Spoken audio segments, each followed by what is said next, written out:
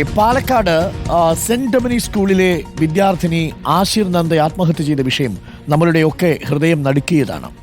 എന്താണ് കാരണം? മാർക്ക് ഇത്തിരി കുറഞ്ഞു പോയതിന് ക്ലാസ്സിലെ ഡിവിഷൻ മാറ്റിയിരുത്തിയ അധ്യാപകർ.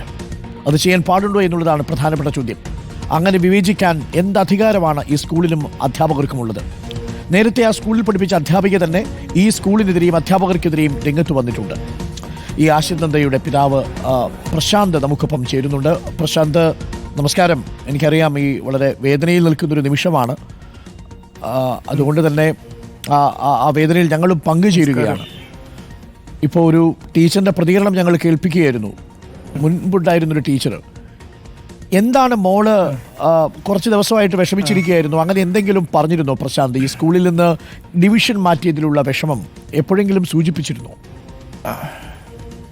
ഡിവിഷൻ മാറ്റി അവള് സ്കൂളിൽ നിന്ന് അന്ന് ഡിവിഷൻ മാറ്റി അന്ന് വരുന്ന സമയത്ത് തന്നെ സ്കൂൾ ബസ്സിൽ നിന്ന് ഇറങ്ങുന്ന സമയത്ത് ഞാനാണ് അവളെ കൂട്ടാൻ പോയത്. സ്കൂൾ ബസ്സിൽ നിന്ന് ഇറങ്ങി ആ നിമിഷം തന്നെ അവൾ എന്നോട് പറഞ്ഞത് വെച്ചാൽ ഞാൻ ക്ലാസ്സിൽ ഞങ്ങളെ ഷഫിൾ ചെയ്തു, അതുകൊണ്ട് ഞാൻ കുറേ കരഞ്ഞു എന്ന് പറഞ്ഞു. അപ്പോൾ അവളെ അനിയത്തി എൻ്റെ കൂടെ ഉണ്ട്.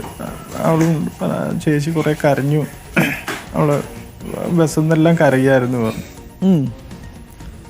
അപ്പം ഞാൻ പറഞ്ഞവളടുത്ത് എന്തിനാ കരയുന്നത്, ഷഫിളിങ് ക്ലാസ്സിൽ തന്നെ ഞാൻ കരുതിയത് ഷഫിൾ ചെയ്ത് പറഞ്ഞ് സീറ്റ് അങ്ങോട്ട് മാറ്റിയിരുത്തി ഒരേ ഫ്രണ്ട്സ് എല്ലാം ഒരേ ക്ലാസ് തന്നെയാണ് എന്നാണ് ഞാൻ കരുതിയത്. ഞാൻ പിന്നെ വീടെത്തുന്നവരെ അവളോട് ഇങ്ങനെ സംസാരിച്ചു. അപ്പോഴെല്ലാം ഇതുവരെ അവൾ അങ്ങനെ സംസാരിക്കാൻ പറ്റാത്തൊരു ഇതിലിങ്ങനെ എന്തെങ്കിലും പറഞ്ഞു കഴിഞ്ഞാൽ അതിന് മാത്രം മറുപടി മാത്രം പറഞ്ഞുകൊണ്ടാണ് അന്ന് വന്നത്.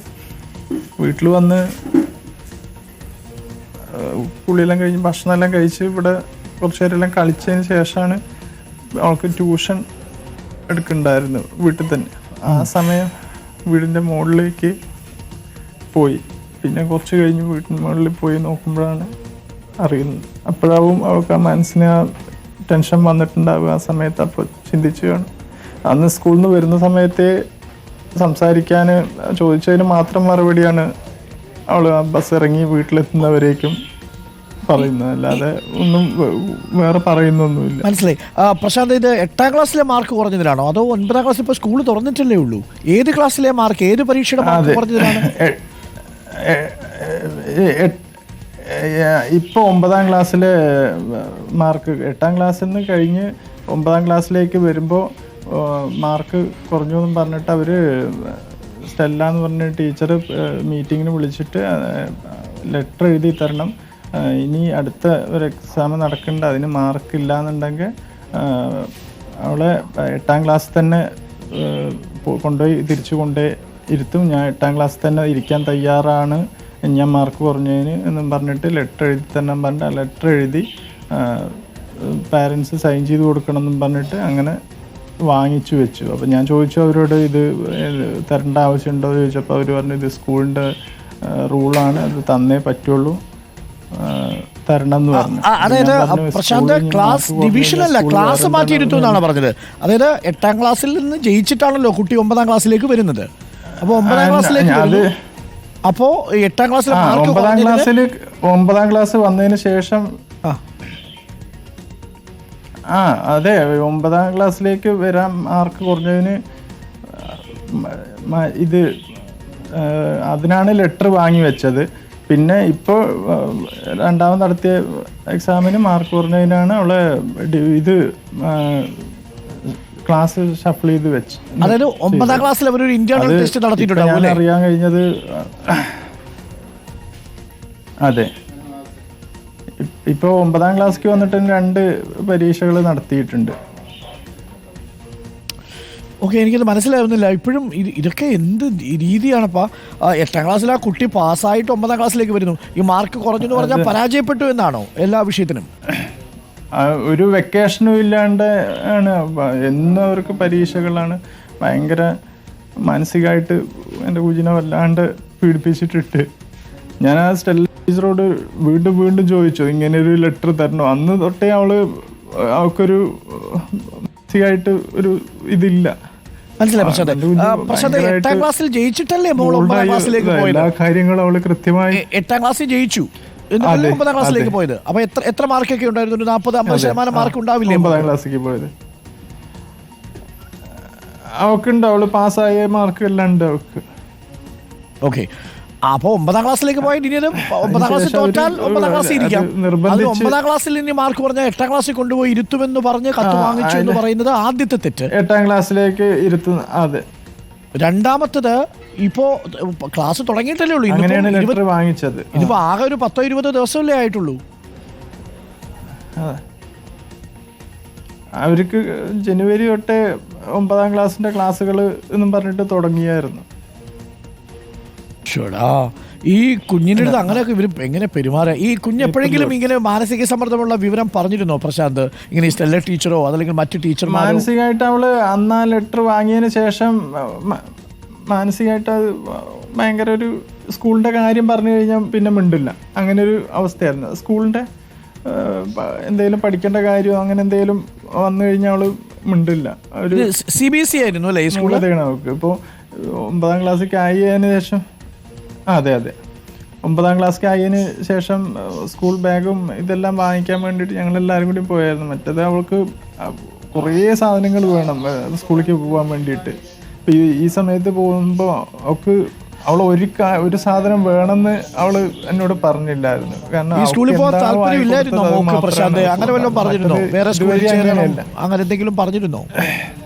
ഇല്ല, അങ്ങനെ താല്പര്യക്കുറവായിട്ട് അങ്ങനെ പറഞ്ഞിട്ടൊന്നുമില്ല അവള്. പക്ഷെ അവള് അന്ന് ഇത് വാങ്ങിയതിന് ശേഷം ഇവരെ എക്സാം കഴിഞ്ഞ് കഴിഞ്ഞാൽ അങ്ങനെ തിരിച്ചു കൊണ്ടിരുത്തും എന്നൊക്കെ പറഞ്ഞതിന് ശേഷം അവള് അല്ലാണ്ട് ഒരു ഇതായിരുന്നു. അപ്പം ഞാൻ അവളുടെ അടുത്ത് പറഞ്ഞു, അത് അങ്ങനെ എന്തെങ്കിലും സംഭവിക്കുകയെന്ന് വെച്ചാൽ പിന്നെ അവിടുന്ന് അങ്ങോട്ട് നമുക്ക് എന്താണെന്ന് വെച്ച് കഴിഞ്ഞാൽ ചെയ്യാം, വിഷമിക്കണ്ട, ബാക്കി ഒന്നും സംഭവിക്കില്ല എന്നൊക്കെ പറഞ്ഞ് അവളെ സമാധാനിപ്പിച്ചായിരുന്നു. എപ്പോഴും ഞാൻ പറയല്, എന്താണോ ചെയ്യാൻ പഠിക്കാൻ പറ്റുന്ന അത്രമാത്രം ചെയ്താൽ മതി, അതിലപ്പുറം ഒന്നും ചെയ്യേണ്ട, നിന്നെ കൊണ്ട് പറ്റുന്നത് ചെയ്താൽ മതി എന്നുള്ളൊരു. വീട്ടിൽ നിന്ന് പ്രശാന്തിന്റെ ഭാഗത്തുനിന്നോ അമ്മയുടെ ഭാഗത്തുനിന്നോ ഒന്നും സമ്മർദ്ദം ഉണ്ടായിരുന്നില്ല അല്ലേ? നിനക്ക് പറ്റുന്നത് നീ പഠിച്ചാൽ മതി എന്ന് പറഞ്ഞു വിട്ടു. സ്കൂളിൽ നിന്നാണ് ഈ സമ്മർദ്ദം. അവളെ ഇഷ്ടം പോലെയാണ്. ഞാൻ നിർബന്ധിച്ച അവളെ 8ാം ക്ലാസ്സിൽ നിന്ന് സ്കൂൾ സ്റ്റേറ്റ് സിലബസിലേക്ക് മാറ്റാൻ വേണ്ടിയിട്ട് അവളോട് ഞാൻ പറഞ്ഞു. അവൾക്ക് സ്കൂളെല്ലാം കൊണ്ട് കാണിച്ചു കൊടുത്ത് ഇങ്ങോട്ട് മാറണം എന്നൊക്കെ പറഞ്ഞ്. ഇപ്പോൾ ഞാൻ ഉണ്ടായിരുന്നില്ല, ഞാൻ പുറത്തായിരുന്നു. ഇപ്പോൾ വീഡിയോ കോൾ വിളിച്ച് ഒരേ കരച്ചിലായിരുന്നു. അവള് മാറ്റണ്ട, ഞാൻ എൻ്റെ ഫ്രണ്ട്സൊക്കെ ഇവിടെ തന്നെയാണ്, ഞാൻ ഇവിടെ തന്നെ കണ്ടിന്യൂ ചെയ്യാം എന്നും പറഞ്ഞിട്ട് അവൾ ഒരേ കരച്ചിലായിരുന്നു. ഫ്രണ്ട്സും ഒക്കെ അവിടെ തന്നെ. അപ്പോൾ അവളെ ഇഷ്ടം പോലെ ആയിക്കോട്ടെ എന്നും പറഞ്ഞിട്ട് പിന്നെ അവിടെ തന്നെ അങ്ങനെ കണ്ടിന്യൂ ചെയ്യുക ചെയ്തത്. പ്രശാന്ത് പുറത്തായിരുന്നോ ജോലി ചെയ്തിരുന്നത്? അവളെ മാനസികമായിട്ട് വല്ലാണ്ട്. അതെ, ഞാൻ ഖത്തറിലായിരുന്നു. ഇപ്പൊ ഈ സംഭവം അറിഞ്ഞിട്ടാണോ വന്നത് അതോ അതിലും അല്ല ആ സമയത്ത് അവിടെ ഉണ്ടായിരുന്നല്ലോ അല്ലേ? ഇപ്പൊ ഈ ഇടയ്ക്ക് അല്ല ഞാൻ ഇപ്പോ കഴിഞ്ഞ ഒരു 6 മാസമായിട്ട് ഞാനിപ്പോ ഇപ്പോഴാണ്. ഒരുപക്ഷെ ഈ കുഞ്ഞിനെ മനസ്സിൽ തട്ടിയത് ഈ ക്ലാസ്സിൽ നിന്ന് മാറ്റുന്നു എന്ന് പറയുമ്പോൾ ഈ പഠിക്കാൻ മിടിക്കുകയല്ല, പഠിക്കാൻ കൊള്ളാത്തവളാണ് എന്ന് ധാരണയുണ്ടാവുന്നു. 2, അങ്ങനെ ഒരു ഡിവിഷൻ മാറ്റി. ഏത് ഡിവിഷനിലായിരുന്നു മോൾ ഉണ്ടായിരുന്നത്? എയിലുണ്ടായിരുന്നു. എയിൽ നിന്ന് ബിയിലേക്കാണോ മാറ്റിയത്? ഇപ്പൊ ഇയിലേക്ക് മാറ്റി. അവളെ എയിൽ നിന്ന് ഇയിലേക്ക് മാറ്റി. ഇയിലേക്ക് മാറ്റി. അതും ഇപ്പൊ ഞാൻ അറിയാൻ കഴിഞ്ഞത് 5 ഗേൾസും ബാക്കിയെല്ലാം ബോയ്സും ഉള്ള അങ്ങനെ ആണ് ഷഫിൾ ചെയ്തേക്കുന്നത്. അതുകൊണ്ട് ഇങ്ങനെ വല്ലാത്തൊരു മാനസികാവസ്ഥയിൽ. ഈ പ്രശാന്ത്, ഈ സ്കൂളില് ഈ പഠിക്കാത്ത കുട്ടികളെയാണോ BCDE എന്ന് പറഞ്ഞിട്ട് മാറ്റുന്നത്? അങ്ങനെ തരംതിരിച്ച് ആണോ ഈ സ്കൂളിൽ പഠിപ്പിക്കുന്നത്? അങ്ങനെയാണെന്നാണ് എനിക്കിപ്പോ മനസ്സിലാവുന്നത്. ഒരു കാരണവശാലും അത് ചെയ്യാൻ പാടില്ല. ഞാനല്ല കൂടുതൽ പോയിക്കൊണ്ടിരുന്ന വൈഫാണ്. പക്ഷെ അവര് അത് ABCD അങ്ങനെ കുറവുള്ളവർ അങ്ങനെ മാറ്റിയിരുന്നത് മാത്രമല്ല, കുറഞ്ഞവരോടുള്ള പെരുമാറ്റം, ടീച്ചേഴ്സിൻ്റെ എല്ലാം അവരോട് ഉള്ള സംസാരവും പെരുമാറ്റവും എല്ലാം ഭയങ്കര കുട്ടികളോട് സംസാരിക്കുന്ന രീതിയിലല്ല അവർ സംസാരിക്കുന്നത്. ഈ കുഞ്ഞുങ്ങൾ പ്രത്യേകിച്ച് അവരുടെ ക്ലാസ്സിലെ കൂട്ടുകാരികളെ നഷ്ടപ്പെടുമ്പോൾ അറിയാലോ, ഒരു ക്ലാസ് മുറിയിൽ ഇത്രയും കാലം ഒരുമിച്ച് പഠിച്ചാൽ. എത്ര ക്ലാസ് മുതൽ മോൾ അവിടെ പഠിക്കുന്നുണ്ട് പ്രശാന്തേ? അവളെ LKG മുതലാണ് സ്കൂളിലാണ് പഠിക്കുന്നത്. അപ്പോൾ ആ ക്ലാസ്സിൽ മിക്കവാറും ആ കുഞ്ഞിന്റെ കൂട്ടുകാരികളായിരിക്കല്ലേ ഉണ്ടാവുക? ആ ബന്ധങ്ങളൊക്കെ ഉണ്ടാവില്ലേ ഇത്രയും വർഷമായിട്ട് കൂട്ടുകാരികളായിരിക്കുന്നത്? അവൾ കൂട്ടുകാരികൾ പിരിഞ്ഞ സങ്കടം തന്നെയാണ് അവളെ ഈ അവസ്ഥയിൽ എത്തിച്ചത്. അല്ല, ഒരു ന്യായവും സ്കൂളിൻ്റെ അധികൃതരുടെ ഭാഗത്തുനിന്നില്ല. പ്രശാന്ത് നിയമ നടപടിക്ക് പോവുമല്ലേ? തീർച്ചയായിട്ടും നിയമ നടപടിക്ക് പോകണം പ്രശാന്ത്. നമ്മളടക്കമുള്ളവരും ഇക്കാര്യം അധികൃതരുടെ ശ്രദ്ധയിൽ. എൻ്റെ കുഞ്ഞിനെ മാനസികാവസ്ഥയിൽ എത്തിച്ച് ഈ നിലയിൽ എത്തിച്ചവർക്കെതിരെ നാടിന്റെ നിയമം അതിനനുസരിച്ച് അവരെ ശിക്ഷിക്കണം. തീർച്ചയായിട്ടും എനിക്കൊന്നും ഇത് വിദ്യാഭ്യാസ ഓഫീസിലാണ് ഇതേപോലെ കരയരുത് ഇനി. കറക്റ്റ്. ഇത് തീർച്ചയായിട്ടും ഈ സ്കൂളിനെതിരെ നടപടി വേണം. ഞാൻ പരാതി കൊടുത്തിട്ടുണ്ട്, വിദ്യാഭ്യാസ മന്ത്രിക്ക് പരാതി കൊടുത്തിട്ടുണ്ട്, വെൽഫെയർ പരാതി ഞാൻ കൊടുത്തിട്ടുണ്ട്. മിനിസ്റ്റർ ഈ വിഷയത്തിൽ ഇടപെടും. പക്ഷെ നമുക്കൊക്കെ കുഞ്ഞുങ്ങളുള്ളതല്ലേ, ഈ കുഞ്ഞുങ്ങളെ ഇങ്ങനെ അവർക്ക് ചില വിഷയങ്ങളൊന്നും ചിലപ്പോൾ പഠിക്കാൻ പറ്റിയെന്ന് വരില്ല. അവരുടെ ടാലന്റ് വേറെ എവിടെയെങ്കിലും ആയിരിക്കും, ചിലപ്പോൾ പാടാനോ എഴുതാനോ മറ്റെന്തെങ്കിലുമൊക്കെ ആയിരിക്കുന്നേ. ഇതൊക്കെ തിരിച്ചറിയാൻ അവർ മനസ്സിലാക്കുന്നില്ല. ഒരു ടീച്ചേഴ്സ് അവിടെ ഉള്ളത് മനസ്സിലാക്കുന്നില്ല. അവര് അങ്ങനെയല്ല ചെയ്യുന്നത്.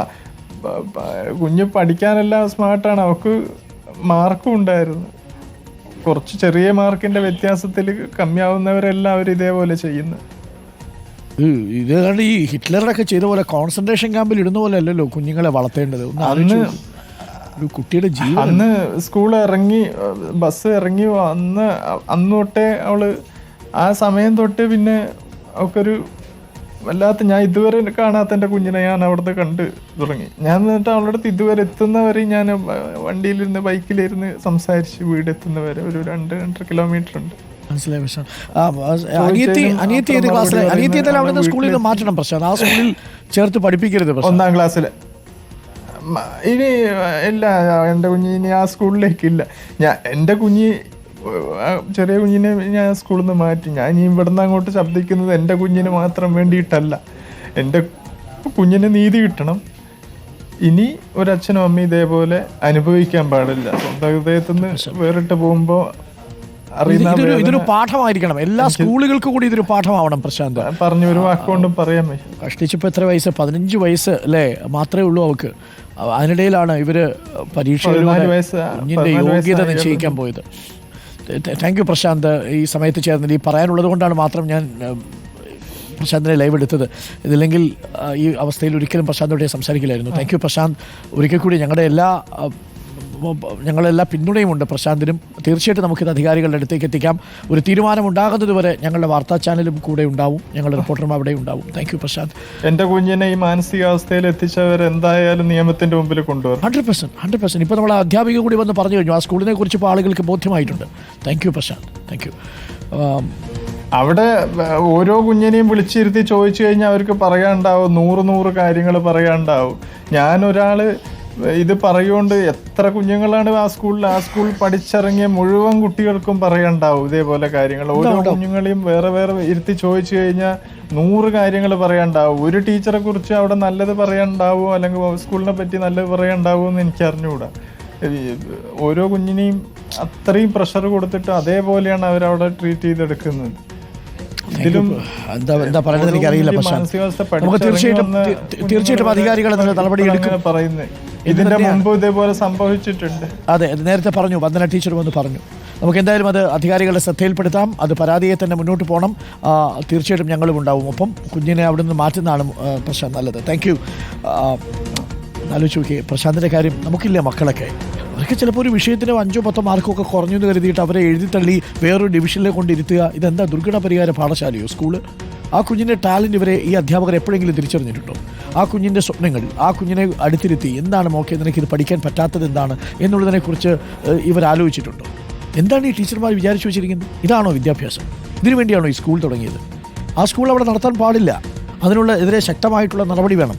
അധികാരികൾ അതിനകത്ത് ഇടപെടുമെന്ന് തന്നെയാണ് നമ്മുടെ പ്രതീക്ഷ. വിദ്യാഭ്യാസ വകുപ്പ് മന്ത്രി അതിൽ ഇടപെട്ട് ഈ രക്ഷിതാക്കൾക്ക് നീതി കൊടുക്കണം. അവിടെയുള്ള സ്കൂളിലെ മറ്റു കുട്ടികൾ ഇതേപോലെയുള്ള അവസ്ഥയിലേക്ക് സമ്മർദ്ദത്തിലാണ് വരുന്നതെങ്കിൽ ആ കുഞ്ഞുങ്ങളുടെ അവസ്ഥ എന്തായിരിക്കും എന്ന് ആലോചിച്ച് നോക്കൂ. ആരോടൊന്നും പറയാനില്ല. ഇത് അച്ഛനോട് പറഞ്ഞതുകൊണ്ട് അച്ഛൻ ഇത് അറിഞ്ഞു. ഇത് സങ്കടപ്പെടുത്തുന്ന കാര്യമായി പോയി. ആ കുഞ്ഞ് 9ാം ക്ലാസ്സിൽ പഠിക്കുന്ന ഒരു കുട്ടിയെ ഇങ്ങനെയൊക്കെ സ്കൂളിൽ വെച്ച് പീഡിപ്പിക്കുക എന്ന് പറഞ്ഞാൽ, മാനസിക സമ്മർദ്ദത്തിലാക്കുകയാണെന്ന് പറഞ്ഞാൽ, ഇതൊക്കെ കച്ചവട സ്ഥാപനങ്ങളല്ലേ? പിന്നെ സ്കൂളിൽ നിന്ന് വിളിക്കാൻ പറ്റും?